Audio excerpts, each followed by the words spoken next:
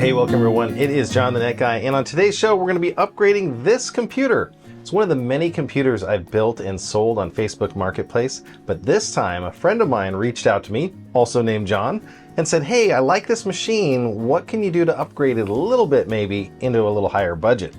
So first things first, here are the specs of the machine over here, and I'll show you the few things that we're going to update on this one to give it to my friend John. One of the things he wants to do with this is let his kid play games. Now, it's got an RX 580 in it, which is going to be enough for most simple games. More advanced gaming, we'd upgrade the GPU, but there's plenty of upgradability throughout this machine. But to give him more storage for all the games and to kind of future-proof it, we're going to install the Silicon Power 2 terabyte Gen 4x4 NVMe SSD. That's a mouthful, but what does it mean? It's going to have 4 times the storage for the operating system and video games. Next up, he said, what could we do about making this maybe into a home media server? Well, this is an 8 terabyte Seagate spinning drive. Why do we still use spinning drives? Well, in the case of a home media server, he needs a ton of super low cost storage that is super convenient to install in this machine. What's nice about it is this hard drive fits in the back of this machine down in the power supply basement. You won't even see it's there, but it's going to have 4 times the massive 2 terabytes for storing videos and streaming throughout his house with Plex Media Server. Next, I asked him, do you need Wi-Fi? Now, I know that he has a gigabit switch and ports in every room of his new house when we put it in there, but having Wi-Fi, even just the Bluetooth capability here, is important if you want to run headsets or any other devices that require Wi-Fi signal. Now, taking advantage of the motherboard's built-in M.2 Wi-Fi port, we won't actually be taking up a PCI slot, and we'll be able to use this very simple Intel-based M.2 Wi-Fi 6E card for ultimately fast transfers. So we're going to install that today. Now with these 3 upgrades, a monitor and maybe a keyboard and mouse, John's going to be good to go, and we didn't increase the cost of this machine that much. That's one of the advantages of buying custom gaming machines, is you can ask the person selling it maybe if they can upgrade a component or 2. So let's get started. I'll show you how to install all of these, and we're going to see the before and after. So there we have it. The final results were 3,523 megabytes per second write speed and a 2,943 megabytes per second read speed. That's really good, and that's actually normal for a PCIe Gen 3x4 NVMe drive. We're going to upgrade it to the 4x4, and we're going to see if we can beat those numbers on the next pass. So I'm going to install the Silicon Power 2 terabyte NVMe SSD. If you're looking to where to get one of these or the best price on it, it's down in the video description. Thanks a lot. First things first, got to shut the power down. We're going to shut the machine all the way down, turn the power off, and unplug it. We also want to make sure that we've grounded ourselves before we do this process. I would leave the power supply plugged in and touch a metal part of the case. So power is off now. I've grounded myself. And depending upon the machine, you may or may not want to remove the GPU. Some machines make it really hard to access the GPU. In this case, it's super easy. You will need a very small screwdriver to access this. I've got a collection of screwdrivers that I really like for this.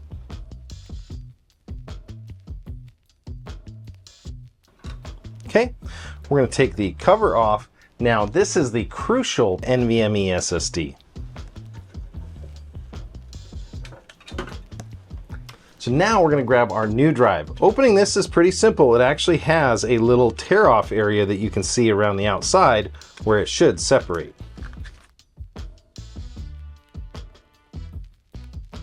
Now be super careful again that you're grounded, that the machine is off and unplugged, and we're going to take this out. It's very easy to install. Just make sure that if your machine has a different type of slot that you're not putting this in. In this case, this is the M key.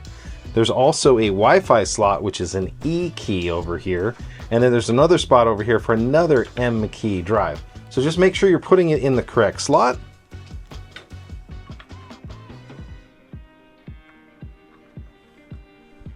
Slide it in and make sure it pushes down all the way.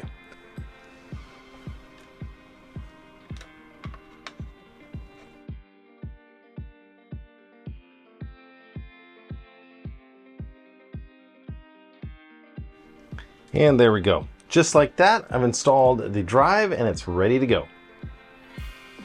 While we're in here, we're going to also install the Wi-Fi card.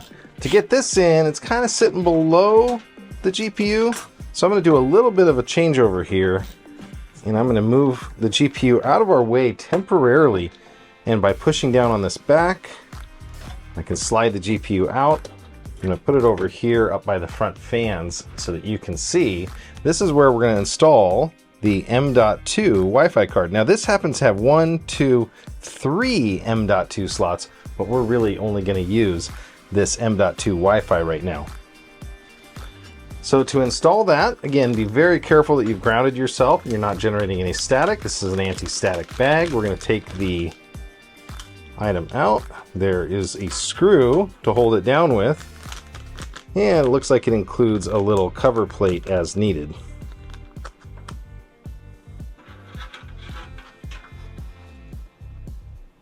Now these little tiny connectors are incredibly delicate and you want to make sure that they're connected on, otherwise you're not going to get any Wi-Fi signal. So make sure that these are connected properly before you install the card. It's a whole lot easier than trying to work down there below on the motherboard.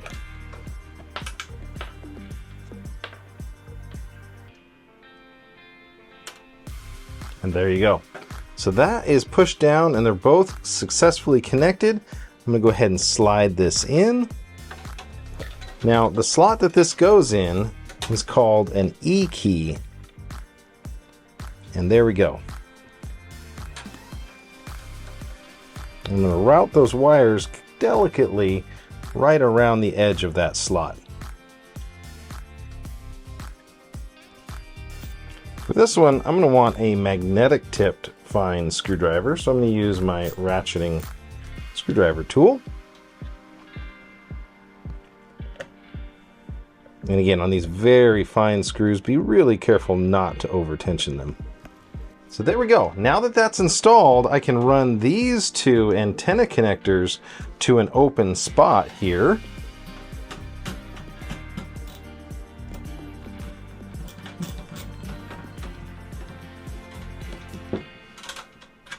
And this machine will now have Wi-Fi capability built in.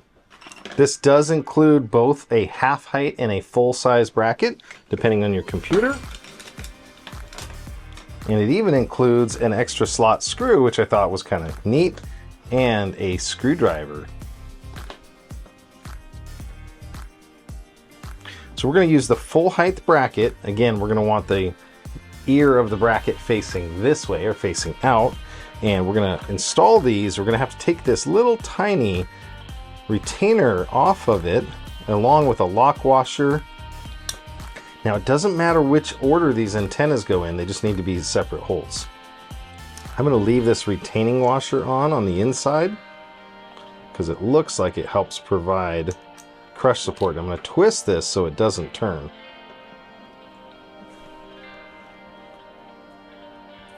Okay, and I'm going to put the lock washer in. And I'm going to add the nut. Same thing with this one. It will only fit because this is keyed one way. I'm going to include this crush washer,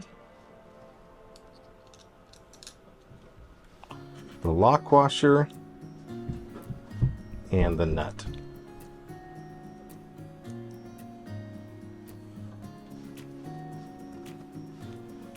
Now we're going to want to route these wires so that they don't touch any other wires in here and they stay generally together as we put the slot in the slot cover there. We could even use a little bit of tape to keep these out of the way if we want. I'm going to do that. I'm going to use the old black screw that came out of it. Now we're going to want to make sure that there's no fan clearance issues with our GPU. So we're going to go ahead and put the GPU back in. Lock it in place. Now I also like to include the slot cover to the client, just in case they maybe have to take this back out someday. They upgrade their cards or change their case or other layout, and they might want to put a slot cover back in there. So I like to include that when I deliver the machine. I'm going to put the GPU back down. Then we're going to fire this up and see what the performance improvement is like.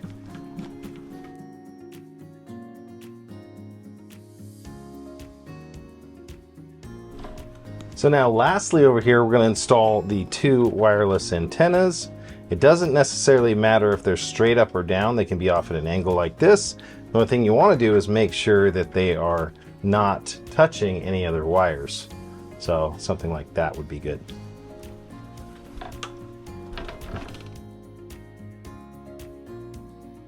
So that's good news. Computer's booting back up. Now here the machine's telling us that it does not have the necessary operating system. So to install the operating system again, because this was a brand new machine, I'm going to use this version of the Windows Media Installer. Now what's also another option is you could use a NVMe cradle or install the NVMe in the second drive slot and clone the data that you already have onto it to upgrade. But we're lucky in this case because it's an empty machine ready to go. So we're telling it to boot off of the USB key, and we're going to get ready to install Windows. Now, if you're running on Windows 11, no drivers are needed. This actually installs the base Intel, Bluetooth, and Wi-Fi drivers, and you're good to go. So now we're going to test it with the speed test app and see just how fast the internet is. So this is a wired connection right here. We're pulling off about 900 megabytes per second download. We're going to switch it around and we're going to do the upload speed. So I have a gigabit symmetrical internet connection. And there we go. Pulling about 800. It's catching up. A little over 800 so far. So there we go. We did the download test and the upload test, and we have a result of 906 megabits, or about 90 megabytes per second, and 84.8 megabits, or about 85 megabytes per second upload. Not bad on the wired connection. That's about the best we're going to get. Let's see what it can do on the wireless. I've gone ahead and I've unplugged the network cable, and we're going to go ahead and tell it that we're on wireless now. Okay, there's our connection info. Link speed is at 1201. Let's go ahead and do another speed test.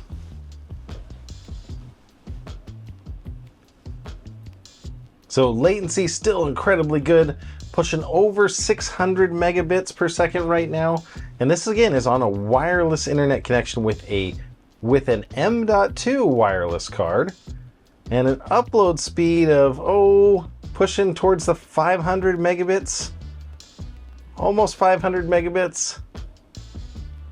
475 it looks like is going to be our peak megabits on the upload side with this card. So not bad, and overall a good showing here. This is definitely good Wi-Fi performance. This is a Wi-Fi 6E card as well. Now Wi-Fi 7's coming out. We'll see what that does in the future, but so far very happy with these results. Okay, we're going to test the internal hard drive performance here. So there we go. The results are in for the Silicon Power UD90 2 terabyte solid state drive. Over 5,000 megabytes per second continuous read speed and just about 4,500 megabytes per second write, meaning that this is going to be a great upgrade if you have a computer with PCI Express 4.0. So I've shown you how to install it with the Windows install. If you want to learn how to install it using your existing drive and clone the installation, tune into one of my other videos. I'm going to put the card up right here. Last thing we need to do is install that super large 8 terabyte drive as the data drive. To do this, I'm going to open the back of the case here, and I'm going to show you where we're going to install that here while it's running. So down in here in the power supply basement, they call it, there is a room for an additional hard drive. We're going to install that, run the SATA cable in, and then we're going to be good to go. First things first, we got to shut the machine down again. We are going to have to turn power off. Make sure we ground ourselves before the machine is completely turned off there and unplugged from power. We've done that. I'm going to remove the USB drives. This is our drive right here. It's going to use the coarse thread screws on the sides of the tray here.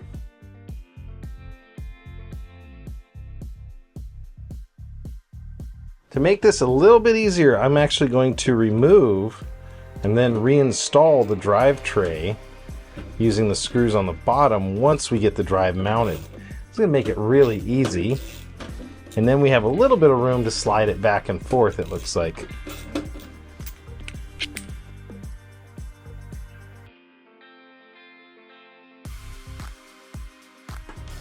Okay, so in this 510 Elite, we can easily remove the drive tray like that. And then we're going to install the new hard drive so that it's facing out the back. There is room technically for two, but we're going to install just one. I'm going to use a little bit shorter depth black screws to match the case. Now, technically you don't need all four, but because this is for a customer, I'm going to do it anyway. And if they need to remove this, they are going to have to remove the drive tray. So there we go. If you do install all four, it does cut down a little bit on vibration because there is a spinning platter in this drive. Now that we have that in, we're going to flip it around. We're going to go ahead and move the cables out of our way, and we're going to slide our drive tray back in. And then we're going to reattach the screws from the bottom to anchor the drive tray down. Now, I don't put these down completely tight to begin with, only because you may need some flexibility to move side to side and to line up the other screws. And then you can come back through and tighten them all down.